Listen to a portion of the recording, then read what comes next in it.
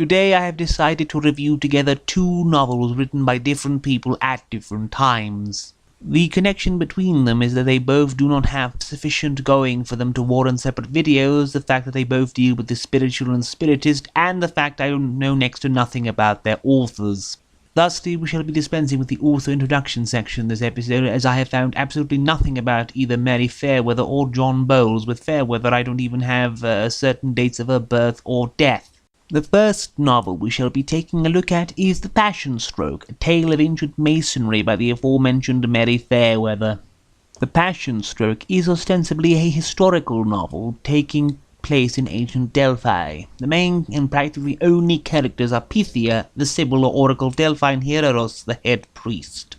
Hieros spends most of his days trying to outmaneuver the 40 and the 9, the two chambers of the religious council governing Delphi, while Pythia's chief concern is a faun who keeps stealing towards her and potentially trying to seduce her with his piping.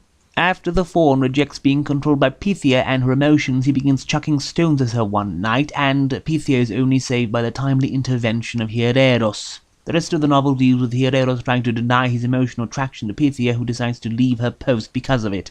As she is about to give up her position in a ceremony, a violent mob chases a woman and her child to the temple, demanding to be given the woman to murder her for reasons never stated. Pythia decides to take care of the woman and her child and secretly cast spells in order to secure Hieros' success in his future career.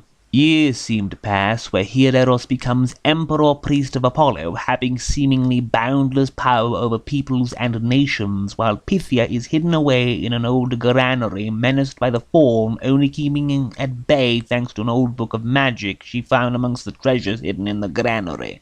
The faun eventually steals the book, but Pythia writes her own with her own magic axioms thanks to divine inspiration, and manages to rid herself of the faun forever as Hieros comes to be reunited with her. Now, the biggest issue the book has in terms of storytelling is the pace and the lack of detail. The 9 and the 40, despite us being told that they are a constant menace to Hieros and wish to usurp his power, are not once shown as individuals with an individual traits and a name and an actual personality. Instead, the 9 and the 40 are vague, amorphous entities that menace Hieros in vague, non-specified ways that he challenges by drawing up symbols to reflect vague, non-specific counter-designs we never get explained. The book has no time for anyone but Hieros and Pythia, it seems, as is seen by the fact that we never find out why the mob wanted to slay the woman who seeks Pythia's help to begin with. All we ever get told by Pythia is that she only loved. Worse yet, the woman is never focused on again and dies before we see her next, and her son, whom Hieros uses to find out where Pythia is hiding, exists for maybe 2 chapters solely to provide exposition, and then never comes up again.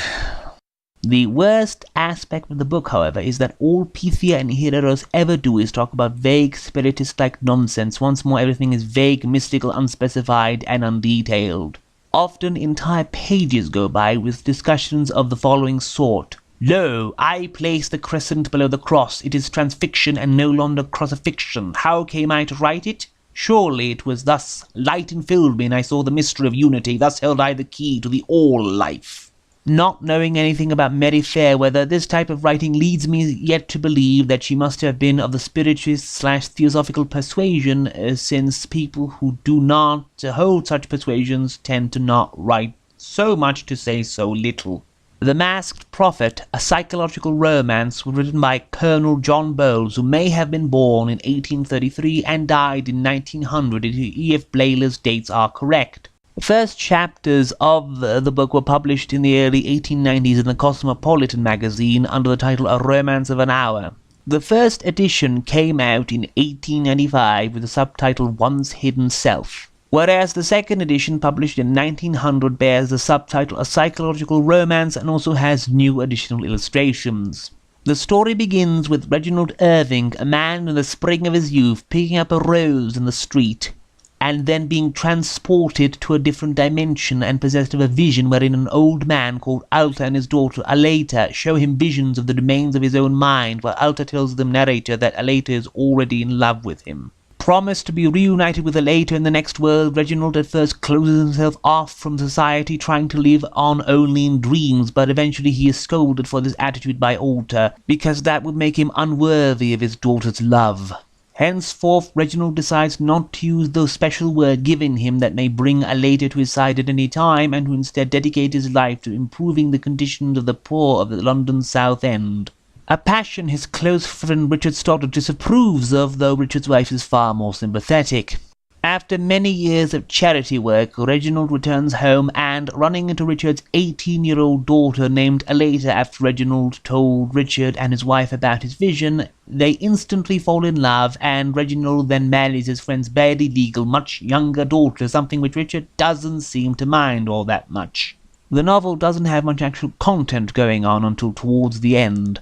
Reginald is visited by Dr. Mazumba, a strange oriental doctor who was sent for by the manifestation of Alda to go and help deliver Aleta when she was being born. Mazumba reveals to Reginald his membership in an order of Eastern mystics and tells him that in order for Aleta to be spared death should her supernatural abilities awaken prematurely, he must leave her side and go study with his master in India. The family moves to a British settlement in India, and only eventually does Reginald inform Aleta of his need to leave her side, but not before a near-death calamitous episode where visions from Reginald's past life as a prince murdered by his father for blasphemy nearly overwhelm her. Then, as Reginald is about to return to his wife, a great fire engulfs a local convent. Reginald goes to help the occupants, but is trapped beneath the collapsing building and has to use his occult powers to save himself. However, this has the unintentional side effect of scattering his essence to the point where everyone thinks he has died. It takes him several years to reconstitute his body and be reunited with his wife and the son she had, whom he had never met before. It is only this final sequence which is at all exciting and escapes the burden of endless repetition of utopic conversations about the goodness of being goodly, which had been a major issue of the book until then. Overall, I believe Bowles' work is superior despite my preference for historical settings. Especially pre-Christian historical settings, as at least the language, despite being a bit too saccharine at times, is at least written in a straightforward manner, and there is a lot more happening in the final section of this shorter novel than the entirety of Fairweather's romance.